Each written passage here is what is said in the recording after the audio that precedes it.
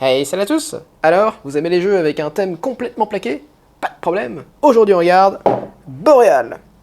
Alors Boréal, c'est un jeu pour 2 joueurs uniquement dans lequel, vous l'aurez compris, le thème est assez abstrait. On va surtout récupérer des cartes qui se trouvent ici, qui sont des cartes de couleur, donc bleu, vert, rouge et jaune.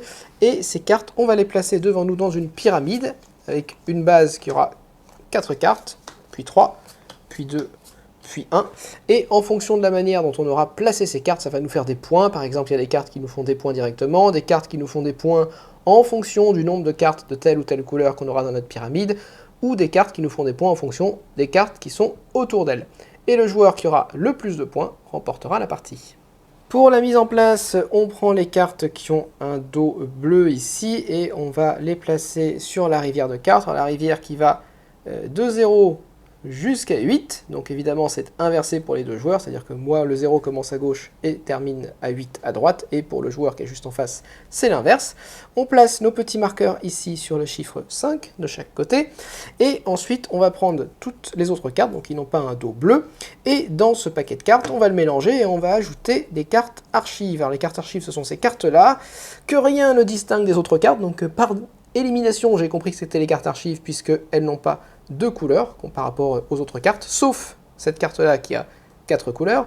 Donc vous allez prendre 3 de ces cartes archives au hasard, les mélanger dans le paquet, et ça constituera notre pioche pour la partie. Une fois qu'on a fait ça, on est prêt à commencer la partie. Alors c'est le joueur blanc qui commence la partie, à votre tour de jeu vous avez tout simplement le choix entre deux actions. Soit vous allez récupérer une carte ici dans la rivière et la mettre dans votre pyramide, soit vous allez réserver une carte, c'est-à-dire la prendre et la placer sur le côté, et vous pourrez ensuite la mettre dans votre pyramide un petit peu plus tard dans le jeu, au lieu de venir prendre une carte qui se situe dans la rivière. En gros, c'est les deux actions que vous avez. Alors comment ça se passe? Hop, imaginons que je sois donc le joueur blanc. Lorsque c'est mon tour de jouer, je peux acheter les cartes qui se trouvent entre à gauche ici de la flèche, c'est-à-dire que toutes les cartes qui sont ici me sont accessibles. Par contre, toutes les cartes qui sont sur la droite ne me sont pas accessibles. Donc c'est ces petits marqueurs qui me servent à savoir qu'est-ce qui est disponible pour moi. Deuxième élément, ce marqueur m'indique aussi un numéro, et ce numéro c'est le nombre de sous. Alors c'est pas des sous, c'est des boussoles, je sais pas ce que c'est, je crois que c'est des boussoles, mais en tout cas c'est le nombre de sous dont je dispose, le nombre de ressources dont je dispose pour pouvoir acheter les cartes qui me sont accessibles. Donc là par exemple j'ai 5 ressources, ça veut dire que je peux acheter toutes les cartes qui sont là, puisque toutes ces cartes coûtent moins de 5 ressources. Par contre, celles-là, même si je peux me les payer, elles ne me sont pas accessibles parce qu'elles sont sur la droite de mon marqueur. Voilà, tout simplement. Donc c'est ça un petit peu le petit twist du jeu. Alors comment ça va se passer? Imaginons que là, je sais pas, qu'est-ce que je vais prendre? Je vais prendre celle-là, par exemple, cette carte-là. Donc cette carte-là, hop, on a le coût qui est indiqué en haut à gauche. Donc là, ça c'est sa couleur. Certaines cartes ont plusieurs couleurs. Celle-là me coûte 4 boussole, elle me rapportera une boussole à la phase où elle va me rapporter de l'argent, et ici en bas à droite, je vais avoir le pouvoir qu'elle va me donner, ou éventuellement la manière dont elle va me marquer des points. Par exemple, cette carte-là va faire autant de points que la carte qui se situe juste à sa gauche dans la pyramide. Donc pour l'instant, j'ai rien dans ma pyramide, mais c'est pas grave, je vais essayer de mettre une carte qui me fait beaucoup de points juste à gauche. Si j'avais pris cette carte-là, par exemple, j'aurais eu en plus, elle m'aurait rapporté 3 points, mais j'aurais eu en plus un petit pouvoir à appliquer aussi au moment où je la pose dans ma pyramide. Donc le pouvoir par exemple de cette carte, ça aurait été de détruire une carte de la rivière au moment où je la pose dans ma pyramide. Bon, c'est souvent des choses comme ça, hein. Les pouvoirs ça va être inverser les cartes ici dans la rivière, inverser les cartes dans ma pyramide, ou détruire des cartes dans la rivière. Globalement c'est ça, ou éventuellement gagner des ressources. Donc imaginons que je prenne cette carte, elle me coûte 4, donc je vais descendre mon petit marqueur jusqu'à la case 1, puisque je paye donc mes 4 ressources, ce qui fait que quand je paye, ça réduit très largement les cartes que je vais pouvoir me payer, et ensuite je place cette carte dans ma pyramide. Alors là j'ai pas le choix, je la place forcément au niveau 1. Un petit peu plus tard dans la partie, hop, à partir du moment où je commence à avoir davantage de cartes, regardons ça pour l'exemple, je pourrais décider de monter les étages de ma pyramide. Je ne suis pas obligé de le faire, je ne suis pas obligé non plus de faire les 4 cases de ma base avant de commencer à monter. Mais si je veux monter, hop, je devrais avoir forcément 2 cartes en dessous pour pouvoir soutenir celle qui est sur le dessus, tout simplement. Donc, par exemple, je peux pas faire ça. Voilà, ça c'est pas possible, cette carte-là, elle peut pas être là puisqu'il n'y a rien en dessous. Bon, c'est assez logique comme règle, il n'y a rien de spécifique ici. Hop. Voilà, donc imaginons que je pose cette carte dans ma pyramide. Pour l'instant, je peux encore poser les cartes à droite et à gauche. Éventuellement, j'applique son pouvoir. Là, il n'en a pas. Et ensuite, je complète la rivière avec la première carte de la pioche. Hop, voilà. Une fois que j'ai fait ça, je passe à la phase de repos. Dans cette phase de repos, je vais pouvoir gagner des ressources. Alors d'abord, si je suis sur le 0 ou sur le 1, je vais gagner de manière automatique un certain nombre de ressources. C'est-à-dire que si je suis sur 0, je remonte immédiatement à 2. Donc j'ai toujours au minimum 2 ressources au début du prochain tour. Si je suis sur 1, je vais remonter aussi automatiquement à 2. Et ensuite, je vais gagner des ressources en fonction des cartes que j'ai dans ma pyramide. Et là, je vais regarder toutes les boussoles qui sont sur le dessus, je vais revenir un peu là-dessus, et elles vont me rapporter des ressources. Donc là, j'ai qu'une seule boussole, donc je remonte à 3, tout simplement.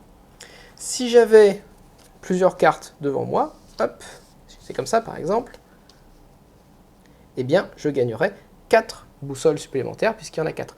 Alors il y a certaines cartes, en général les cartes donnent une boussole, hein. Il y a très peu de cartes qui donnent davantage de boussoles, mais voilà, par exemple celle-là me donnerait 2 boussoles, il y en a quelques-unes, il y en a une qui donne 3 boussoles je crois. La petite subtilité, c'est que si jamais je recouvre une de ces cartes en montant au niveau suivant, par exemple si je place une carte au niveau 2 au-dessus de ces deux cartes-là, les deux cartes qui sont en dessous sont considérées comme recouvertes et du coup leur boussole ne compte plus. Donc si j'étais dans cette situation, je marquerais une boussole pour cette carte, rien pour les deux qui sont en dessous, et une boussole pour cette carte-là. Et à partir du moment où j'aurai recouvert ces cartes-là, je ne marquerai plus rien pour les 3 cartes du bas, et une boussole pour chacune des cartes qui se trouvent juste au-dessus. Voilà, donc c'est un petit peu la mécanique du jeu. Je vais récupérer des boussoles en fonction de ce que j'ai dans ma pyramide. Mon tour est terminé, maintenant c'est à mon adversaire de jouer, il a les mêmes choix, donc lui, hop, il commence bien sûr à 5, il ne commence pas à 6, et il va pouvoir par exemple acheter cette carte elle coûte 4, et elle va lui rapporter 4 points de victoire, donc il prend ça, c'est très bien, il la met dans sa pyramide, et il descend son marqueur jusqu'à 1, hop, voilà, comme son marqueur est à 1, il le remonte immédiatement à 2 durant sa phase de repos, et ensuite il gagne une boussole pour la carte qui est dans sa pyramide, hop, et il remonte à 3. Ensuite, on complète encore une fois la rivière, tchoc, et c'est à mon tour de jouer. Donc par exemple, cette carte-là, elle a une petite contrainte de placement, elle ne peut pas être placée au niveau le plus bas de la pyramide, on est obligé de la placer au niveau 2, 3 ou 4. Mais par contre, elle va me faire 2 points pour chaque carte jaune que j'ai dans ma pyramide. Donc ça peut être intéressant. Bon là, j'ai pas de carte jaune, donc c'est pas spécialement intéressant tout de suite. Alors qu'est-ce que je peux faire? Hop, comme ma carte verte ici me fait des points en fonction de la carte qui est à sa gauche, je me dis que cette carte-là est pas mal, elle me coûte 3 et elle me rapporte, hop, 5 points. Donc si je la mets juste à côté de celle-là me rapportera également 5 points. Donc je vais faire ça, hop, je paye 3, je mets la carte dans ma pyramide, je complète la rivière, et ensuite je fais ma phase de repos, où comme je suis à 0, je remonte immédiatement à 2, et ensuite je regarde dans ma pyramide où j'ai 2 boussoles, je remonte à 4. Voilà, tout simplement. Donc c'est un petit peu ça, le flow du jeu. On va récupérer des cartes, payer et monter et descendre son jeton. La deuxième action que vous pouvez faire dans votre tour, au lieu de récupérer une carte qui se trouve dans la rivière, ça va être de réserver une carte. Et réserver une carte, dans ce cas-là, vous pouvez réserver absolument n'importe quelle carte de la rivière. Par exemple, je sais pas, ça peut être quoi? Bah celle-là j'y ai accès mais je peux pas me la payer tout de suite par exemple, ou alors j'ai pas envie que mon adversaire la récupère, je peux tout simplement décider de la réserver. Dans ce cas-là, je la prends, je la mets sur le côté, elle n'est pas dans ma pyramide, et je termine mon tour normalement, c'est-à-dire que je complète la carte ici, et je gagne mes boussoles, hop, donc là je monte à 6 boussoles, ce qui veut dire que j'aurai suffisamment pour me la payer au prochain tour. Si jamais, du coup, un prochain tour, vous avez une carte que vous avez dans votre réserve, vous pouvez également choisir, au lieu d'acheter une carte ici au centre de la rivière, d'acheter une carte que vous avez en réserve. Et vous pouvez avoir autant de cartes que vous voulez en réserve. Alors en général, il ne faut pas en avoir énormément parce que plus vous avez de cartes en réserve, plus vous prenez du retard sur votre adversaire qui lui va faire grandir sa pyramide. Et une fois que la pyramide est terminée, ça met fin au jeu. Donc vous ne pouvez pas non plus être tout à fait en retard. Mais c'est bien de réserver des fois 1 ou 2 cartes dans le jeu, soit pour empêcher l'adversaire d'avoir une carte qui lui ferait beaucoup de points, soit parce que vraiment à un moment vous n'avez plus d'argent et vous voulez absolument avoir cette carte qui vous ferait énormément de points. Donc là, typiquement, à ce tour-là, bon, c'est un petit peu idiot parce que là, c'est pas très intéressant pour moi, mais je pourrais décider de payer cette carte. Hop, ce serait mon action principale. Elle ne peut pas aller au niveau 1, donc je la mets au niveau 2. Je paye, je descends à 0. Phase de repos, je remonte à 2. Et ensuite, malheureusement, je ne gagne qu'une seule boussole, puisque les deux qui sont en dessous de cette carte ne comptent plus. Donc je remonte uniquement à 3 à la fin de mon tour. Petite subtilité, je parlais tout à l'heure des cartes archives. Ces cartes archives, vous n'avez le droit d'en avoir qu'une seule dans votre pyramide ou dans votre réserve. Donc vous ne pouvez jamais avoir 2 cartes archives dans votre jeu, sachant qu'il y en a 3 dans les cartes qui vont sortir. Donc il faut faire attention à celles que vous allez choisir. Les cartes archives, en fait, elles sont assez intéressantes parce que souvent, elles ont des petits pouvoirs qui vous font plus de points que les cartes basiques que vous avez ici. Et puis ça ajoute un petit renouvellement aux parties parce que vous en avez 8 différentes, je crois, et que vous n'en avez que 3 dans chacune de vos parties, et vous ne savez pas exactement ce que c'est qui va tomber. Donc voilà, ça ajoute une petite incertitude et un petit renouvellement dans les parties. Donc le jeu va se poursuivre de cette manière. À votre tour de jeu, vous pouvez soit construire une carte depuis le plateau, soit construire une carte que vous aviez en réserve, ou réserver une carte, et ensuite vous gagnez vos boussoles. Une fois qu'un joueur place la dernière carte de sa pyramide, on termine le tour de jeu, donc c'est-à-dire que si c'était le deuxième joueur qui termine sa pyramide en premier, eh bien la partie est terminée. Si c'était le premier joueur qui termine sa pyramide en premier, le deuxième joueur a encore un tour de jeu pour essayer de terminer aussi, lui aussi sa pyramide. Et ensuite on va compter les points, tout simplement. Alors les points, c'est assez facile, on a les points directs, par exemple ici cette carte me fait 5 points, celle-là me fait les points de la carte qui est juste à gauche, donc ça fait 5 points également, donc je suis à 10, 14, 17, alors cette carte elle est sympa puisque quand je la récupère elle me fait directement 3 boussoles, mais bon à la fin de la partie les boussoles ça sert à rien, donc ça me fait juste 3 points, 17, celle-là me fait 2 points par carte bleue, 17, 19, 21, 23, celle-là me fait 3 points, 26, celle-là me fait 2 points par carte jaune, 28, 30, 2 points par carte rouge, 32, 34, 2 points par carte jaune adjacente, là j'ai qu'une seule carte jaune adjacente, donc 36 je crois, et ici celle-là me fait 4 points, elle me faisait un petit pouvoir au moment où je l'ai posée, mais là elle me fait que 4 points, donc je suis à 40 points. Donc chaque joueur fait le total, et le joueur qui a le plus de points remporte la partie. Boum! Et c'est tout pour Boréal. Alors Boréal, d'abord au niveau de la production, bon, je râlais un petit peu sur certains trucs, mais la production est quand même pas mal, les illustrations sont assez chouettes, le matériel est de bonne qualité, et surtout, hein, je crois que c'est parce que c'est la première édition de la boîte, je suis pas sûr qu'ils mettent ça par la suite. Bon, vous avez l'espèce de petite carte postale aussi, vous avez les illustrations que vous retrouvez aussi sur les cartes. En fait, les cartes sont des morceaux de ces grandes illustrations qui ont été découpées, donc c'est assez chouette, c'est assez sympa d'avoir mis ça dans la boîte. Ça sert absolument à rien, mais c'est joli, donc c'est toujours ça de prix. Le jeu, ah oui, est sur la règle. Je râlais aussi sur les cartes archives. Globalement, la règle est assez bien faite, il n'y a pas de problème. Il y a même une petite aide de jeu qui vous aide pour les effets de pause et pour les effets de fin de partie. J'ai pas vraiment eu de questions, donc ça peut... Bon, globalement, c'était plutôt bien fait. Il faut bien faire attention, surtout aux phases du jeu, parce que des fois, vous avez des effets de cartes qui vous font perdre ou gagner des boussoles, et ces effets se déclenchent avant que vous regagniez les boussoles par la suite. Donc il faut bien respecter la phase où vous faites votre action, et ensuite la phase de repos où là où vous gagnez des boussoles. Donc c'est juste le petit truc auquel il faut faire attention quand vous jouez à ce jeu, mais sinon il n'y a pas eu de difficulté. Mais vraiment le truc qui m'a étonné, c'est les cartes archives, où en gros c'est juste...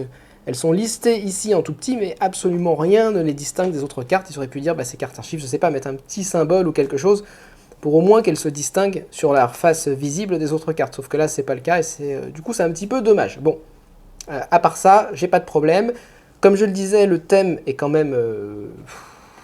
est inexistant, en fait, hein, parce qu'il n'y a pas de lien entre ce qu'on fait ici et ce qu'on fait là, je sais même plus ce qu'on fait. On fait de l'exploration, on récupère des connaissances, voilà. Et ça n'a pas tellement de... c'est vraiment un thème le plus basique du basique dans un environnement c'est très joli, bien sûr, mais c'est vraiment... c'est complètement oubliable comme thème. Et c'est un petit peu dommage, il n'y a pas vraiment d'identité forte qui ressort du jeu et qui se dit, ah tiens, on va jouer à Boréal. Je suis sûr que dans quelques mois, je vais me dire, comment il s'appelle ce jeu déjà, je me rappelle plus, je vais me souvenir un peu de la mécanique, mais le nom du jeu, je suis sûr que je l'aurais oublié. Donc c'est un petit peu dommage. Par contre, moi, ce qui m'a beaucoup séduit dans le jeu, et finalement qui fonctionne bien, hein, mais qui n'est pas aussi intéressant que ce que je pensais, c'est vraiment cette ce petit jeton qui vous permet de savoir exactement quelles sont les cartes qui vous sont accessibles et qui diminue avec les cartes que vous achetez.